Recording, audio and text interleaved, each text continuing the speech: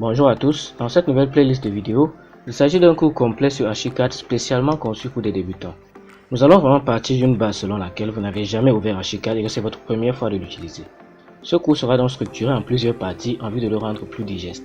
Nous verrons successivement dans cette playlist les points suivants. Des réglages de base à faire avant de débuter tout projet sur Archicad, c'est-à-dire configurer son espace de travail, choisir les unités, régler les étages et les préférences. Nous verrons dans la suite comment utiliser les outils spécifiques d'Archicad tels que le mur, les portes et les fenêtres, les dalles, les escaliers, les maillages, les outils de dessin 2D, etc. Ensuite, nous aborderons les outils de documentation, c'est-à-dire comment exporter ces plans en PDF avec des cartouches spécialisées. Nous verrons également au fur et à mesure de notre évolution dans ce cours comment utiliser les options de déplacement, c'est-à-dire la translation, la rotation, la symétrie, le déplacement avec copie multiple et copie simple, etc. Et tout ceci, nous l'aborderons de manière pratique en appliquant à la conception et la modélisation d'une petite villa de 3 chambres que nous ferons ensemble de A à Z.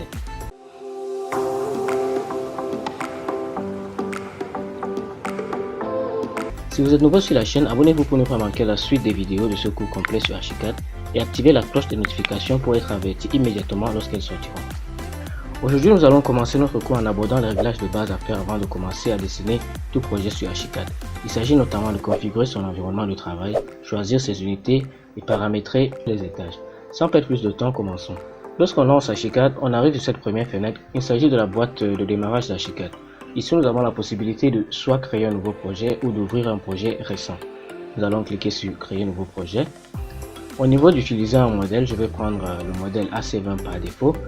Pour faire simple, un modèle c'est une sorte de gabarit prédéfini pour Archicad avec un certain nombre de calques et de réglages préconfigurés et prêts à l'emploi.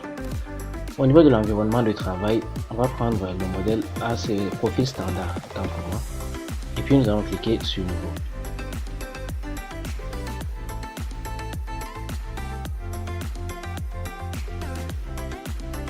On arrive donc sur l'interface d'Archicad qui est organisée en palette et en onglets comme vous pouvez le voir. Nous allons faire un petit tour rapide. Nous avons là les différents menus de la barre de menu, fichiers, édition, vue, etc. Nous avons à l'extrême gauche la boîte à outils et juste au-dessous de la barre de menu les caractéristiques de l'outil que nous sommes en train d'utiliser. Vous voyez que si je clique sur l'outil porte, ce sont les caractéristiques de la porte qui viennent, sur l'outil fenêtre, etc. Je ne vais pas trop m'étaler sur ce point dans cette vidéo puisque j'ai fait une vidéo de plus de 15 minutes dans laquelle je vous explique comment est organisée l'interface d'Archicad et comment configurer votre environnement de travail. Je vous la mets en suggestion et je mets également le lien de la vidéo dans la description. Ce qui sera intéressant pour nous ici, c'est d'afficher le navigateur. Pour ce faire, je vais ici dans le navigateur déroulant, afficher masquer navigateur, puis afficher navigateur. Une fois le navigateur affiché, nous allons à présent choisir les unités avec lesquelles nous voulons travailler. Vous verrez, c'est très simple. Il suffit d'aller dans Options, Préférences projet, puis Unité de travail. Il nous faudra donc choisir l'unité avec laquelle nous voulons travailler. Bon, personnellement, je travaille en centimètres. On ouvre juste là cet onglet, puis on choisit centimètres. Bon, pour les autres, nous n'avons pas encore besoin de toucher à ça, donc on peut laisser, puis cliquer sur OK. Ensuite, nous allons paramétrer les hauteurs de nos étages. Je vais dans Dessin, puis Définir étage. Ici, comme nous n'avons pas de sous-sol dans notre projet, je fais supprimer étage. Le rez-de-chaussée, je vais prendre des murs à 3,40 m. Étage, nous n'en avons pas. Et puis la hauteur de la toiture, je vais mettre 2,80 m, c'est largement suffisant. Et puis je vais faire OK, supprimer quand même. Avant de commencer à dessiner, il faut se rassurer que l'on est bien au rez-de-chaussée en double-cliquant sur le rez-de-chaussée ici au niveau du navigateur. Voilà, là nous sommes au rez-de-chaussée. Les petits traits bleus que vous voyez ici au niveau de l'espace de travail sont en fait des façades et des coupes prédéfinies par Archicad, donc qu'Archicad nous donne par défaut. Personnellement, j'ai l'habitude de les supprimer, ainsi je pourrais dessiner plus librement et tracer mes façades et mes coupes au fur et à mesure de l'évolution du projet. Je vais donc tout sélectionner, puis je peux faire clic droit, effacer, puis supprimer point de vue, supprimer quand même.